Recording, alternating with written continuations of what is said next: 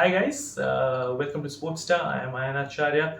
It's a somber day for West Indies cricket fans the morning after their team lost to Scotland by 7 wickets in an ICC World Cup qualifier in Zimbabwe and thus squandered a chance to qualify for the 50 over World Cup in India, which gets underway from October. This is the first time an ODI World Cup will be played without the two-time champion West Indies.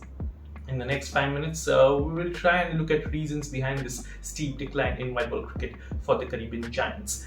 The first one is an obvious reason: the loss of a golden generation of players, including Chris Gale, Darren Sammy. We've got guys like Samuel Badri and Kyan Pollard who've retired. Two of their main guys have been kept off the field because of political reasons. Andre Russell, Sunil Narayan. The selectors really could have devised a better transition plan, and instead of actually allowing for this outflux of retirements, could have phased out this generation of air players who really helped West Indies become the force that it was until recently in white ball cricket. The number two is a slightly more specific reason: the bowling neglect. What a lot of people forget when they talk about West Indies and their domination in T20 cricket is the fact that they also had a very good bowling attack in those two T20 World Cups that they won in 2012 and 2016. You had Sunil Narayan in his prime. You had Ravi Rampal steaming in with the ball as a pacer. You had Samuel Badri, who was excellent when it came to standing scoring rates, and you had Dwayne Babu, who was a brilliant death bowler.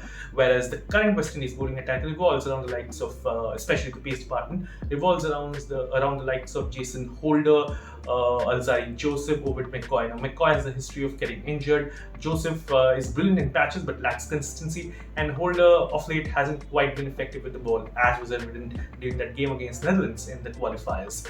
The spin bowling department is with Akil Hussain. Again, he's getting better, but is not of the same ilk at the moment as Sunil Narayan.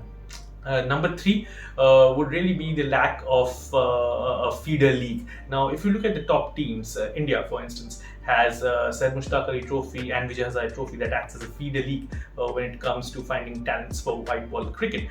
Pakistan has the T20, they've got the National Cup and the PSL. England have the Vitality Blast, the 100 as well.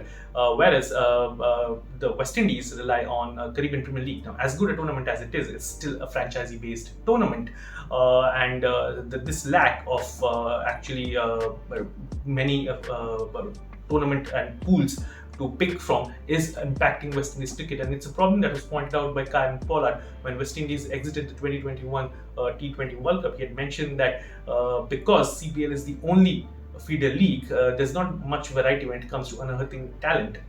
So perhaps this is something that the selectors and the brains trust of West Indies cricket could look into in the days to come. Last but not least, the lack of rule clarity. Now, if you pick up the ongoing qualifiers, you had Johnson Charles batting at number 3 when he's an opener. Now, the reason was Shama Brooks fell sick, so a spot opened up. But instead of having Johnson Charles bat at 3, they could have actually had him opening at number 1, which is a specialist position. So this sort of chopping and changing has been a feature of the West Indies cricket team of late, and it's never a safe place to be mentally for a player when there's very little clarity on what role he's going to play in the upcoming tournaments.